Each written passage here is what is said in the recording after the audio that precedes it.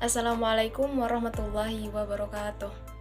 Baik, di sini kami dari kelompok 8 beranggotakan Muhammad Faisal Hakim dengan nomor induk mahasiswa 210604110008 dan saya sendiri Farah Handayani Ibrahim dengan nomor induk mahasiswa 210604110082. Nah, di sini kami akan mempresentasikan materi yang berjudul Qawaidul Khamsah. Makalah studi fikih Qawaidul Khamsah disusun untuk memenuhi tugas mata kuliah studi fikih dengan dosen pengampu Bapak Kifa Aha Putra MPDI, disusun oleh Muhammad Faisal Hakim dengan nomor induk mahasiswa 210604110008 dan saya sendiri Farah Handayani Ibrahim 210604110082. Program studi Fisika Fakultas Sains dan Teknologi Universitas Islam Negeri Maulana Malik Ibrahim Malang 2022. Perkenalkan, nama saya Muhammad Faisal Hakim. Saya dari Fisika angkatan ke-21 dengan NIM 210604110008. Di sini saya dari kelompok 8 akan memaparkan materi tentang Qawaidul Khamsah. Berikut adalah poin-poin dari materi kami. Materi pertama saya akan menjelaskan tentang al-qawaid fiqhiyah.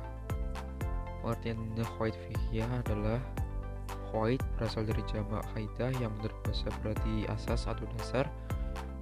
Maksudnya dasar atau fondasi dari berdirinya suatu atau pokok suatu perkara. Sedangkan qawaid fiqhiyah merupakan hasil atau kesimpulan dari hukum-hukum fikih yang terperinci dan terpisah-pisah sebagai hasil akhir dari ijtihad mereka. Lalu bagi-bagian yang terpisah tersebut diikat menjadi satu ikatan atau kaidah, sehingga hubungan antara qawaid fiqhiyah dengan fikih dalam hukum Islam dapat disejarkan atau sorof dengan aplikatif dari suatu percakapan dalam susunan bahasa Arab. Untuk itu, kita perlu kiranya untuk mempelajari dan mengkaji ulang ilmu ini.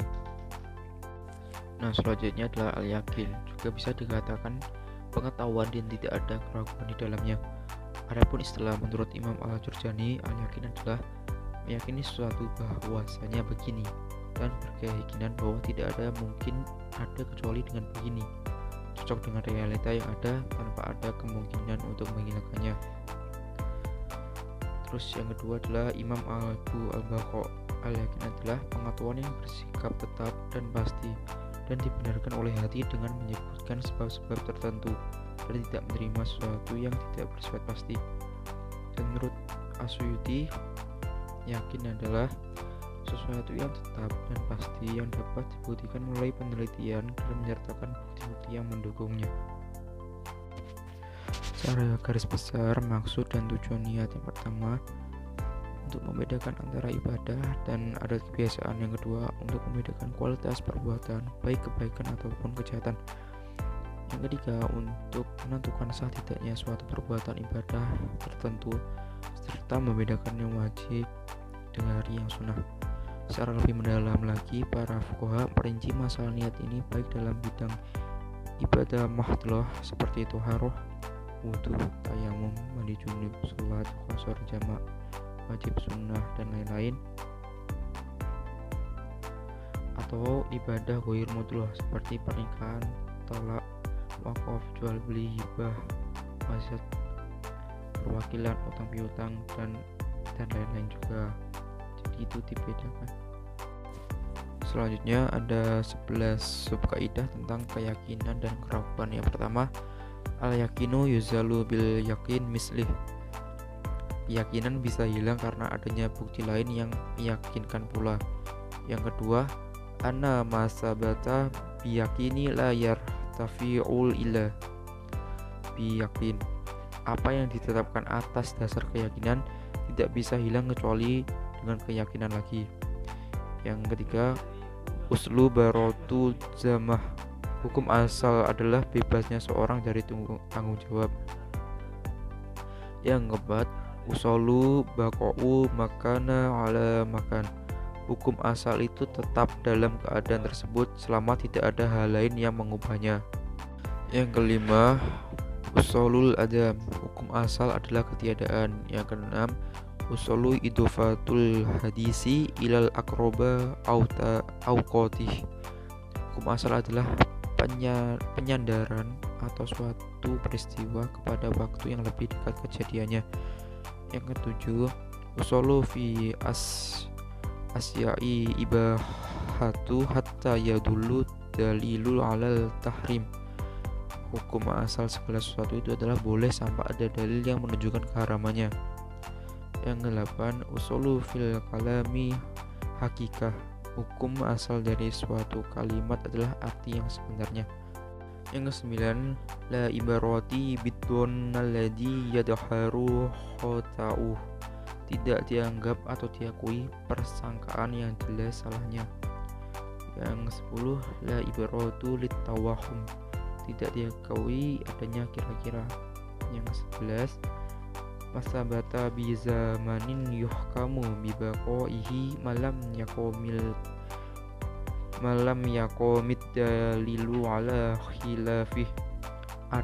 Apa yang ditetapkan berdasarkan waktu, maka hukumnya ditetapkan berdasarkan berlakunya waktu tersebut selama tidak ada dalil yang bertentangan dengannya. Nah, materi selanjutnya akan dilanjutkan oleh teman saya. Terima kasih. Slide yang selanjutnya di sini saya akan menjelaskan pengertian qawaid al-khamsah. Nah, sebelum ke pengertian, saya ingin menjelaskan bahwa al-qawaid atau kaidah itu dibagi menjadi dua, yaitu al-qawaidul usuliyah dan al-qawaidul fiqhiyah. Nah, al-qawaidul khamsah ini termasuk dalam qawaidul fiqhiyah. Adapun pembagian dari qawaidul khamsah yaitu yang pertama al-umuru bimaqasidiha, yang kedua al-yaqinu la yuzalu bisyak, yang ketiga al-musaqqatu tajlibu tasyir, yang keempat ad-duraru yuzalu, yang kelima al-'adatu muhkamatun. Nah, al-qawaidul khamsah adalah kaidah fikih yang diakui oleh seluruh aliran hukum Islam. Nah, kaidah yang terbentuk oleh para ulama pada dasarnya berpangkal dan menginduk kepada kelima kaidah pokok yang sudah saya sebutkan tadi. Nah, kelima kaidah pokok inilah yang melahirkan bermacam-macam kaidah yang bersifat cabang. Sebagian ulama menyebut kelima kaidah tersebut dengan istilah al-qawaidul khamsah atau kaidah-kaidah yang 5. Kaidah-kaidah tersebut sangat masyhur di kalangan mazhab asy-Syafi'i, khususnya di kalangan mazhab-mazhab lain pada umumnya, meskipun urutannya tidak selalu sama. Baik, untuk kaidah yang pertama yaitu al-umuru bimaqsidiha, yang artinya segala sesuatu tergantung pada tujuannya. Nah, maksudnya adalah niat yang terkandung di dalam hati seseorang saat melakukan amaliyah atau perbuatan menjadi kriteria yang dapat menentukan nilai dan status hukum amal-amaliyah yang telah dilakukannya, baik itu berhubungan dengan peribadahan maupun dengan adat kebiasaan. Untuk selanjutnya itu landasan hukum. Nah, firman Allah Subhanahu wa taala dalam surah Al-Baqarah ayat 5, "Wa ma umiru illa liya'budullaha mukhlishina lahuddin," yang artinya padahal mereka tidak disuruh supaya menyembah Allah dengan memurnikan ketaatan kepada Allah dalam menjalankan agama yang lurus. Quran surah Al-Baqarah ayat 9, ayat 5. Maaf. Yang selanjutnya yaitu sabda Nabi Shallallahu alaihi wasallam yaitu innamal a'malul binniyat. Sesungguhnya amal perbuatan itu tergantung pada niatnya. Hadis riwayat Bukhari dan Muslim. Nah, dasar hukumnya terdapat di dalam potongan hadis, yaitu segala sesuatu tergantung pada niatnya, dan sesungguhnya bagi setiap orang tergantung pada apa yang diniati. Eksistensi niat menurut Khalifah Umar bin Khattab dan Ali bin Abi Thalib, yaitu sahnya perbuatan tergantung pada niatnya. Menurut Imam Syafi'i dan Imam Hambali, Abu Daud, dan lain-lain sepakat bahwa hadis tentang niat merupakan sepertiga ilmu. Menurut Baihaqi, mengilustrasikan hadis tersebut tidak lepas dari 3 hal, yaitu hati, lisan, dan anggota badan. Jadi intinya maksud dari innamal a'malul binniyat, setiap amalia pasti didasari dengan niat. Jika tidak, maka amalia atau perbuatan tersebut akan membingungkan. Maksudnya seseorang niatnya mau berbuat apa. Nah, ketika mengerjakan sesuatu, niatnya untuk apa? Oleh karena itu, ketika mempunyai posisi, niat mempunyai posisi yang sangat penting, sebab ia sebagai penentu segala gerak tingkah dan amalia yang dilakukan menjadi bernilai baik ataupun tidaknya. Dan sudah dijelaskan di slide sebelumnya maksud dan tujuan secara garis besar. Salah satunya yaitu membedakan antara ibadah dan adat. Contohnya adalah contoh diartikan seperti perilaku atau kegiatan yang memang dilakukan setiap hari ataupun rutin. Contohnya seperti setiap hari mandi. Nah, mandi di sini niatnya untuk membersihkan badan dan menyegarkan badan. Akan tetapi ketika mau mandi, tetapi niatnya ini untuk mandi besar ataupun mandi wajib. Nah, kegiatannya ini sama antara mandi wajib sama mandi seperti biasa, sama-sama mandi. Akan tetapi ada perbedaan di dalamnya. Oleh karena itu, memang diharuskan didahului dengan niat. Niatnya kita mau mandi biasa atau mau mandi wajib. Jadi pentingnya niat itu seperti itu. Kaidah kedua yaitu al-yakinu la yuzalu bisyak. Keyakinan tidak bisa dihilangkan dengan keraguan. Maksudnya ialah semua hukum yang sudah berlandasan pada suatu keyakinan itu tidak dapat dipengaruhi oleh keraguan-raguan yang muncul kemudian. Sebab rasa ragu yang merupakan unsur eksternal dan muncul setelah keyakinan tidak akan menghilangkan hukum yakin yang telah ada sebelumnya. Untuk landasan hukumnya yaitu firman Allah Subhanahu wa ta'ala dalam surah Yunus ayat 36 yang artinya, dan kebanyakan dari mereka tidak tahu mengikuti kecuali prasangka saja. Sesungguhnya prasangka itu tidak sedikit pun berguna untuk mencapai suatu kebenaran. Adapun hadis yang artinya apabila seseorang di antara kalian merasakan sesuatu dalam perutnya, kemudian dia ragu apakah sudah itu sesuatu itu telah keluar dari perutnya ataupun belum, maka orang tersebut tidak boleh keluar dari masjid sampai dia mendengar suara kentut atau mencium baunya. Hadis riwayat Muslim dan Abu Hurairah. Adapun dasar hukum yang lainnya yaitu ketika salah satu di antara kalian ragu dalam sholat dan tidak tahu apakah sudah 3 ataupun 4 rakaat, maka buanglah keraguan dan tetapkan yang diyakini. Hadis riwayat Muslim. Ini sudah jelas dari hadisnya tersebut ketika mengalami keraguan-raguan. Contohnya yang pertama, ketika kita ragu bahwa ini udah 2 rakaat atau 3 rakaat. Nah, kamu ragu. Sebenarnya dihukumi dengan yang paling sedikit. Nah, kamu ragu antara 2 dan 3. Kamu ambil yang sedikit, 2-nya, tetapi diusahakan jangan sedikit-dikit ragu, karena ragu pasti datangnya dari syaitan. Karena kadang yang bikin ragu atau apapun itu kita sendiri, jadi kita sendiri. Jadi sebaiknya dihilangkan rasa keraguan-raguan itu. Contoh yang kedua, ketika melaksanakan sholat, seringkali kita merasakan sholat. Nah, sholat itu ketika kentut atau tidak, itu yakin enggak boleh keluar sebelum kita memang mendengarkan suaranya ataupun baunya. Kaidah ketiga dan landasannya, kesulitan itu menarik pada kemudahan. Al-musaqqatu tajlibu taisyir. Yang dimaksud taisyir ialah kelonggaran atau keringanan. Hukum ini disebabkan karena adanya kesukaran sebagai pengecualian daripada hukum kaidah umum. Dari firman Allah Subhanahu wa taala dalam surah Al-Baqarah ayat 185 yang artinya Allah menghendaki kemudahan bagimu dan Allah tidak menghendaki kerusakan bagimu. Quran surah Al-Baqarah ayat 185. Dan juga ada sabda Nabi Shallallahu Alaihi Wasallam yang artinya agama itu adalah mudah, sedangkan agama yang disenangi Allah adalah agama yang benar-benar mudah. Hadis riwayat Bukhari. Nah, niat yang intinya untuk kaidah kesulitan ini menarik pada kemudahan atau al-musaqqatu tajlibu taysir. Ya, bagaimana agama Islam sendiri Allah memberikan kemudahan-kemudahan ketika tidak bisa melakukan kemudahan secara sempurna. Dan yang pernah saya baca ataupun sebab-sebab ruksya ataupun keringanan ketika kita sedang melaksanakan ibadah.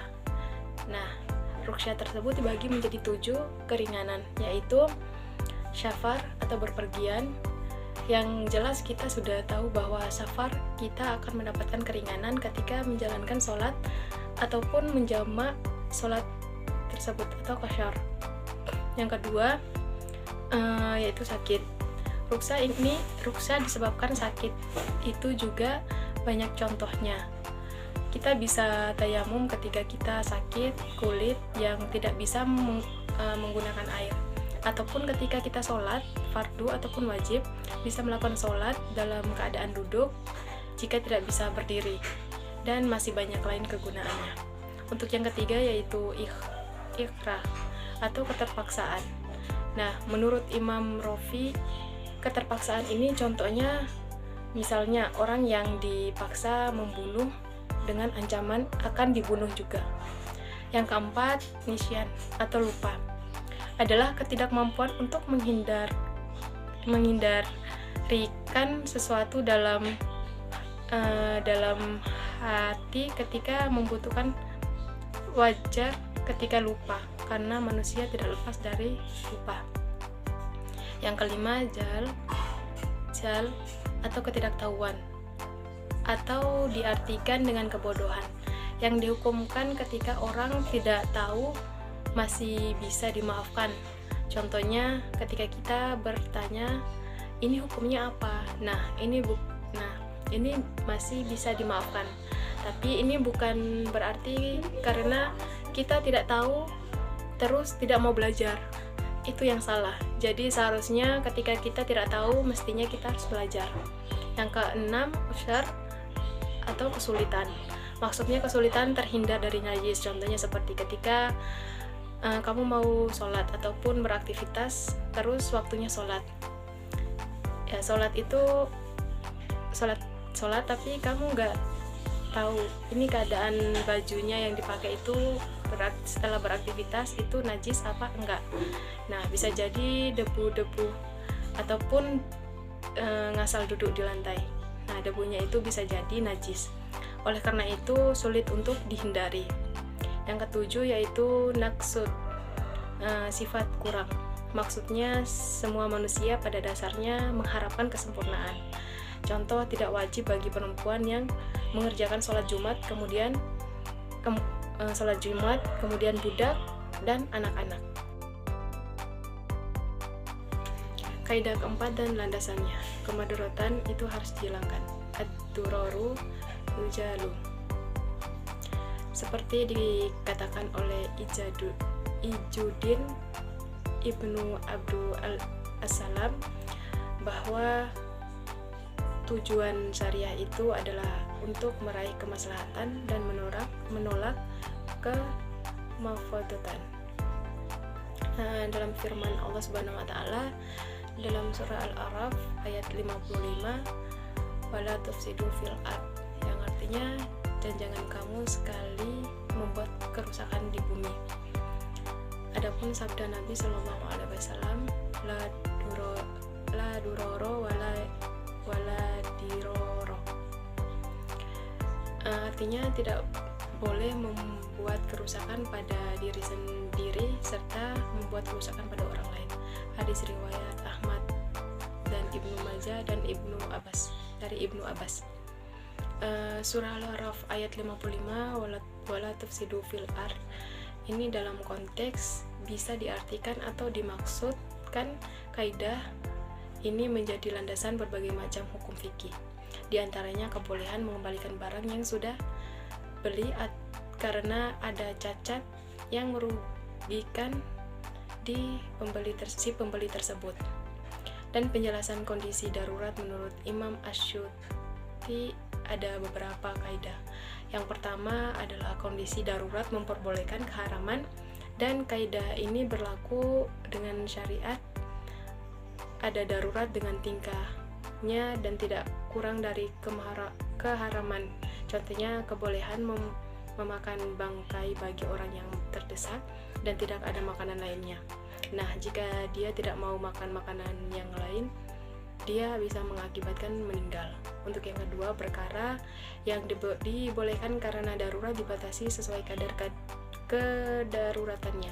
Jadi maksudnya adalah seperti orang yang sedang dalam kondisi darurat boleh makan bangkai, tetapi tidak boleh melebihi kebutuhannya untuk menyelamatkan nyawanya. Kaidah kelima dan landasannya. Kebiasaan dapat dijadikan suatu hukum.